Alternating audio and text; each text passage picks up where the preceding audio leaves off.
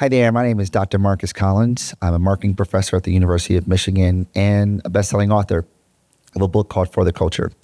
And today we're going to have a short talk about culture, a word that we often use but seldom fully understand.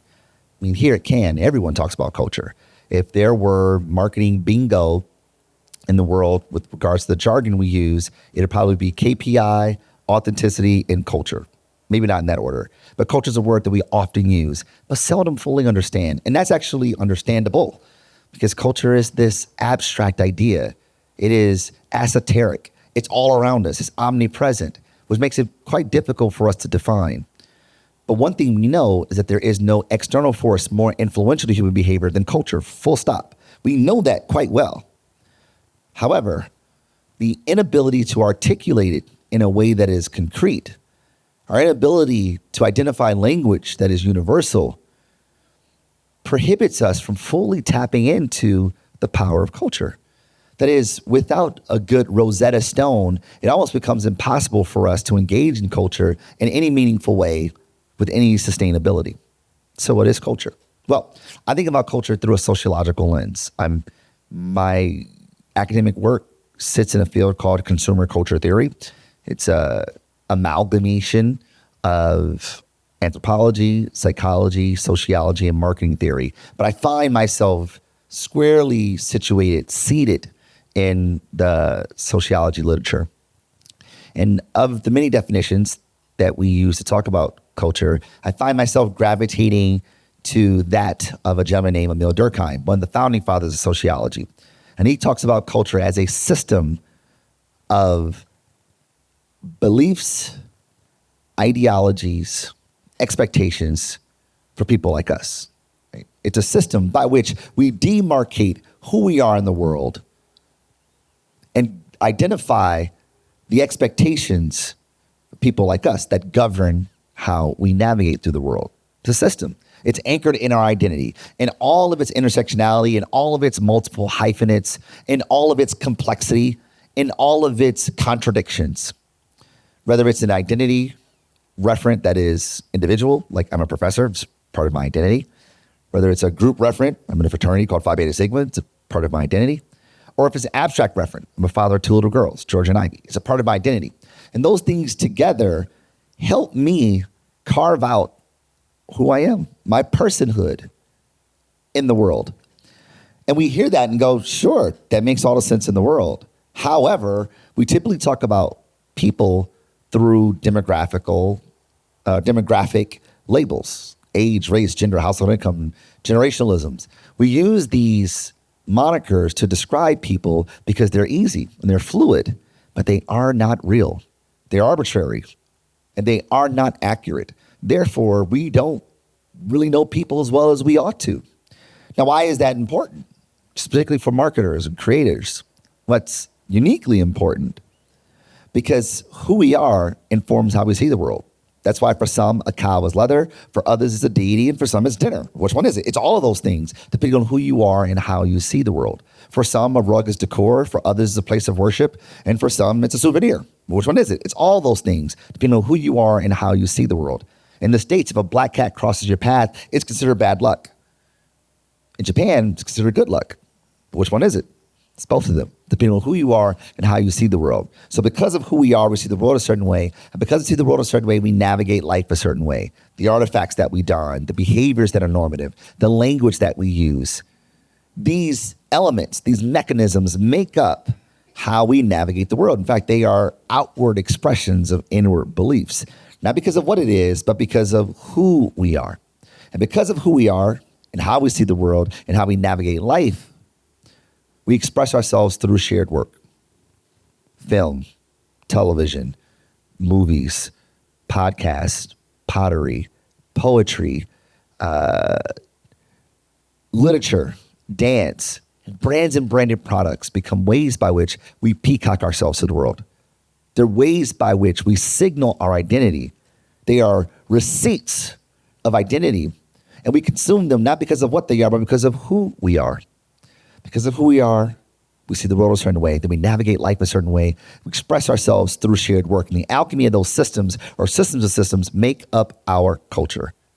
what Durkheim refers to as a system of conventions and expectations that demarcate who we are and govern what people like us do. Raymond Williams, a cultural scholar, some years later, decades later, talked about culture as a realized signifying system, a realized meaning-making system. And as we see the world through cultural lenses and translate it accordingly, not because of what it is, but because of who we are. In fact, literature would say that everything that we see is meaningless. It has no meaning, no inherent meaning. We imbue things with meaning. We impregnate things with meaning based on how we see the world. Take, for instance, red. If I ask you what red is, you'd probably say it's a color, and you wouldn't be wrong. Some, maybe more technically, would say it's a wavelength that activates your eyes to see a color, both of them in the same space. But if you're driving through an intersection and see a red light, well, red means stop. Does red inherently mean stop? Of course not. But we have negotiated as a society that red means stop and green means go. And therefore, when we see these semiotics through color, we behave accordingly, not because of what it is, but because of who we are. And for brands, that's uniquely significant because brands are vessels of meaning. They're identifiable signifiers that conjure up thoughts and feelings in the hearts of people relative to a company, a product, a person, institution, or organization, and the like. Brands aren't what they are what we say they are. Right? It's not what they say. It's if beauty is in the eye of the beholder, meaning is in the mind of the meaning maker. Right? It's not what people say, it's what you hear. And we hear things based on our cultural subscription. Now, this is uniquely important for marketers because our job as marketers is to go to market, to get people to adopt behavior, to get people to move. And culture influences the consumer's social needs, which in turn is satisfied by the use and ownership of innovative products.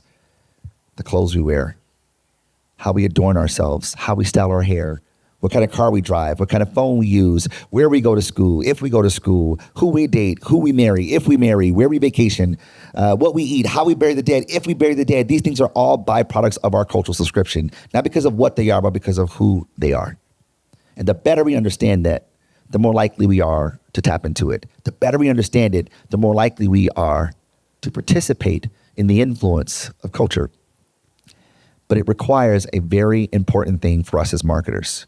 We have to first see people for who they are.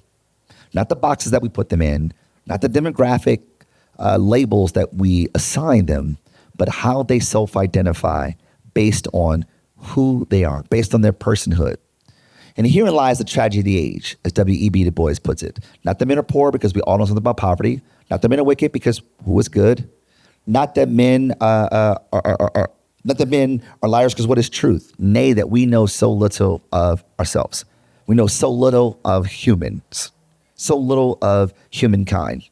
And therefore, we find ourselves consistently out of sync with people.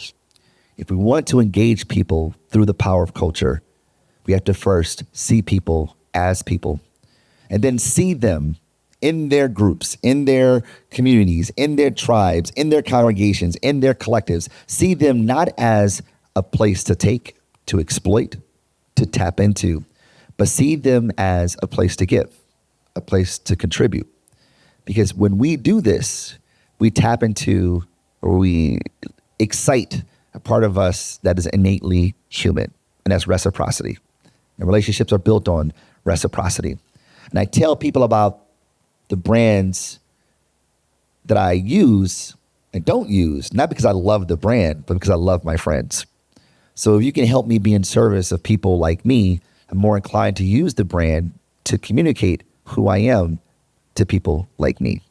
I hope that's helpful. At the very least, I hope this forces you to see the world differently, because if we see the world differently, the world will manifest differently. And I think that that's actually worth spending some time thinking about. Thanks so much. Please. That's great. Awesome. Oh, one more thing. Tell me about the new chapter. Oh, yes. So the paperback version of the book comes out in the fall. New cover art. Same aesthetic, but new cover art. It's black instead of white. And I decided to write another chapter to the book, the epilogue. And the thesis of the epilogue is, what did I learn a year later after writing this book? What did I learn having written the book, having the book in the world, having talking about the book across the world, hearing people's perspective, what did I learn? And I think it's actually quite simple and perhaps profound. The thing that's pulling us apart, is tearing us apart in a world that's more divisive than ever before, as we know it today. The thing that's pulling us apart, that's tearing us apart, is actually the thing that can bring us together. What do I mean by that? Is that if we understand or understood culture for what it really is, the system of conventions and expectations that demarcate who we are and govern what people like us do, if we saw culture for what it really is, a way by which we make meaning, if we saw culture for what it is, the way by which we make sense out of randomness, the way that we make sense out of a world that is senseless, then we'd realize that our worldview is just as subjective as someone else, that the world is not objective. Therefore, your worldview is just as valid as my own. Your worldview that a cow is leather is just as much as my worldview if I thought a cow was a deity. They are both true. And so long as your truth doesn't mean my oppression, doesn't mean my marginalization, doesn't mean the eradication of my humanity, doesn't mean the extinction of people like me, then we can rock. In fact, I would argue that the world might be better with having heterogeneous ideas because we get to solutions that we couldn't have gotten to by ourselves. In the world we live in today, I think we need some new and better solutions. And I think that having a better understanding of culture will help us not only be more civil, but actually be more helpful. And that's an idea I think that's worth spreading.